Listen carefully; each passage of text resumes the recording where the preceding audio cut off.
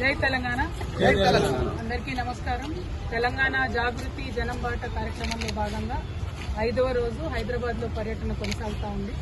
నాంపల్లి నియోజకవర్గంలో ఉన్నటువంటి public gardens అట్లానే బాల్ భవన్ చూడడానికి వచ్చాము.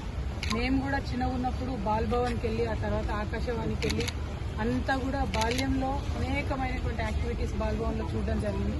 కానీ తెలంగాణ వచ్చినప్పటి నుంచి ఇప్పటి వరకు గత 12 సంవత్సరాల్లో ఒక్కటంటే ₹1 కూడా బాల్ భవన్కి ఇవ్వలేదు. అయినా పాపం కొంతమంది పిల్లలు అప్పుడు ఇప్పుడు అక్కడికి వచ్చి వెళ్తూ ఉన్నారు.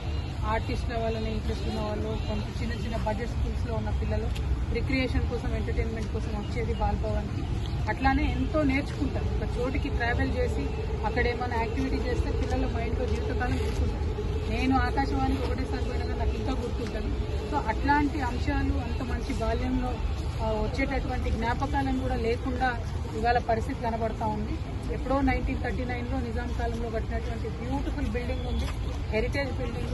దాన్ని కాపాడుకొని కొంచెం మెయింటైన్ చేసి పిల్లల్ని కనుక కంటిన్యూస్గా తెప్పించుకుంటే మంచి రిలాక్సేషన్ ఉంటుంది. ఎందుకంటే మనందరికీ తెలుసు హైదరాబాద్లో ఉన్న అనేకమైన ప్రైవేట్ స్కూల్స్కి గ్రౌండ్సే లేవు.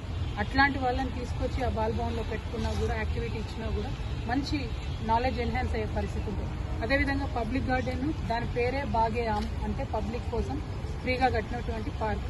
కానీ పబ్లిక్ రావాలి, కంటిన్యూస్గా వాకింగ్ చేయాలి అంటే ఫెసిలిటీస్ కావాల్సిన అవసరం ఉంది. మరి లేక్ కానీ చుట్టుపక్కల ఉన్నటువంటి పరిసర ప్రాంతాలు కానీ చూసినట్టయితే చాలా చాలా మెయింటెనెన్స్ అండ్ అప్కీప్ అవసరం ఉంది. ఇంత మంచి beautiful lung space middle of Hyderabad ఉండడం అనేది చాలా రేర్. ఇంత పెద్ద టౌన్లో దీన్ని కాపాడుకోవాలి మనము.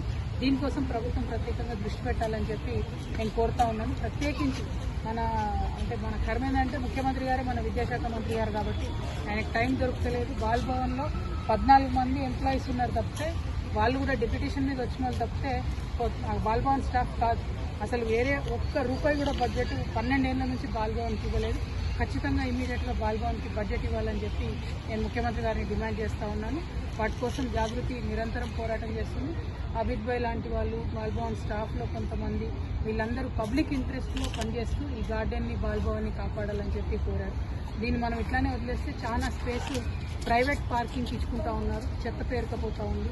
అసాంఘిక కార్యకలాపాలు జరగడానికి ఒక వేదికని మనమే సిద్ధం చేసి ఇచ్చినట్టు అవుతుంది. కాబట్టి అట్లా ఉండకుండా ప్రయత్నం చేయాలి. ప్రభుత్వం శ్రద్ధ పెట్టాలి. This is very very important. ఈ lung space we have to save it. Thank you. జై తెలంగాణ. జై తెలంగాణ.